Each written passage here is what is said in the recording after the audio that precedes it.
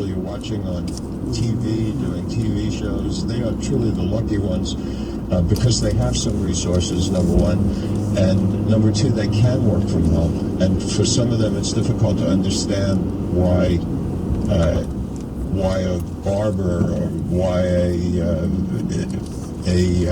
tattoo artist would want to go back to work. A lot of these people are working off the books. They have no source of income. For them, it's survival. So we are coming into a very, very tricky period at a time when the virus really hasn't calmed down all that much. Now, I have talked about the 0 degrees of separation, and I'm not going to give up anybody's HIPAA, but on the end, but I do want to start to personalize this a little bit, not about me, but about some of the people who have lost their lives. And I got a notification in my NYU email about Albert Goodgold. Albert Goodgold was one of the great neurologists at NYU, one of my professors, a generation ahead of me. Lived to be 92 years old. He retired at the age of 89, professor of neurology and radiology, revered. He was master clinician at NYU. That's a great honor. That's the entire faculty.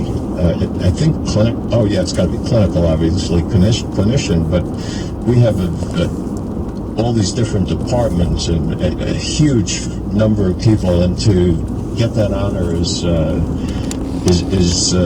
very substantial. But most importantly, I've had a couple of Bell's palsies, and anytime, to him I was a small fry, but anytime I saw him in the hall, he would say, "Freddie, smile. I want to see your Bell's palsy. Come see me one time. I want to figure out why you got it twice." And depending upon when he met me, it got up to, why did you get it 3 times? Because maybe the third time was the charm, and the last time.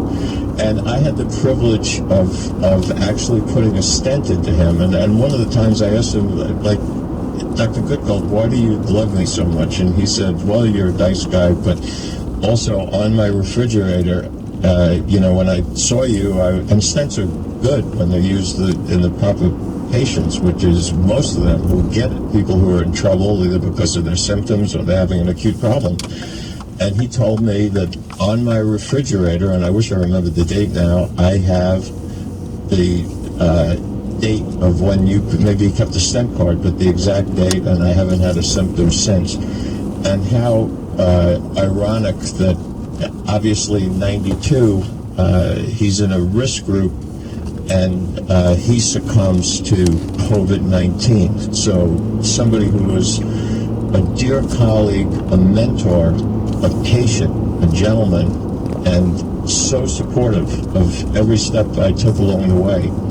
So I'm going to have, this is radio, but let's do like 5 or 6 or 7 or so seconds of silent prayer for Al Goodgold, and love to his surviving family, children, grandchildren, and all of those who revered him.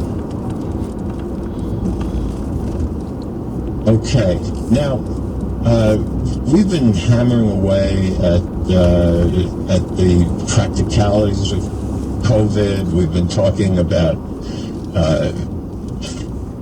the people on the front line, the ICU doctors, all of them, and a variety of different angles, the infectious disease angle. By the way, I'm just going to give you a few things to think about before I get to our very esteemed guest. This thing is very mysterious, and I think most people have figured that out. There's like a whole bunch of people who get this and don't even know they have it, and then other people who are they get the full triple play, and then maybe even more, but they get very sick from the virus, step number one, and then they get very sick from some immune response, we think, and maybe some combination of the virus and the immune response lead to some insane coagulopathy where the patients tend to clot. They get heart attacks, they get stent thrombosis, they get strokes, they get clots in their lungs, they get clots in all their IVs. It's just Very, very unusual situation. And I'll just throw out a few speculations. Maybe it has something to do with viral load. If you get a huge inoculation versus a small inoculation, that may be a part of it, not the whole story. People are talking about a lot of different mutations, variations of the virus. Maybe if you get the one that has the right RNA sequence, you get a mild case. Maybe if you get the absolute wrong one, it's a problem.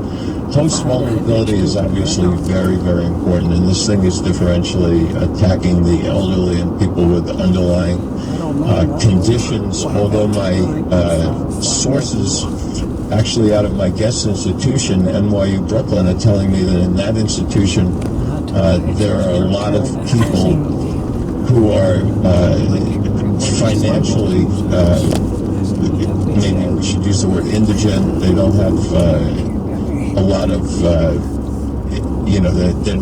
they're living in not the best conditions, and people 35 and 45 years old getting into a lot of trouble. So host vulnerability is very important, and then gender is very important. This is, as Star Radio, I mean, there's no title I could use to describe her. If she's not the chief engineer at Sirius, I don't know who should be. As Emily, Anton and I were talking before we went on, I'll use her words, one time when it's really good to be a woman, and that's for sure.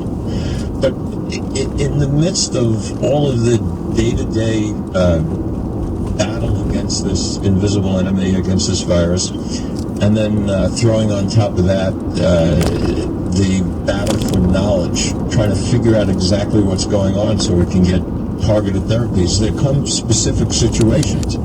And one specific situation is that 7 months ago, 8 months ago, 6 months ago, 4 months ago, however many months ago, people were planning families, people were living their lives, thinking about adding to their family, having a child.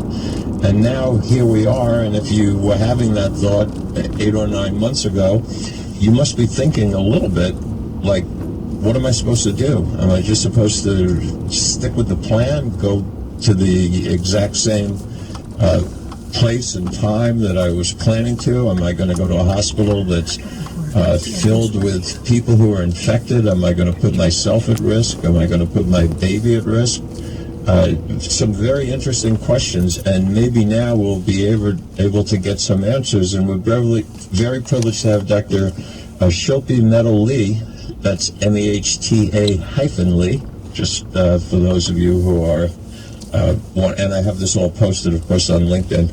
And she is Director of Maternal Fetal Medicine at NYU Langone, Brooklyn. Dr. Metal-Lee, it's Fred Fide, interventional cardiologist. How are you this morning?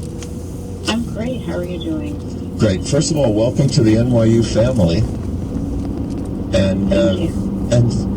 And tell me just a little bit about you. I mean, when did you decide that you wanted to be? When you were a little girl growing up, were you good in school? Did you want to play soccer? What was your course to deciding one day, hey, I think I'm going to be a doctor?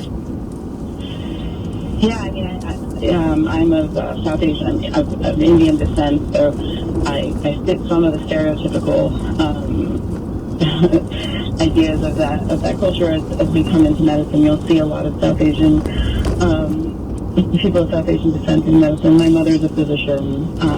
My parents say that I wanted to be a doctor since very early in my life. I have 2 siblings, both sisters. Neither is a physician.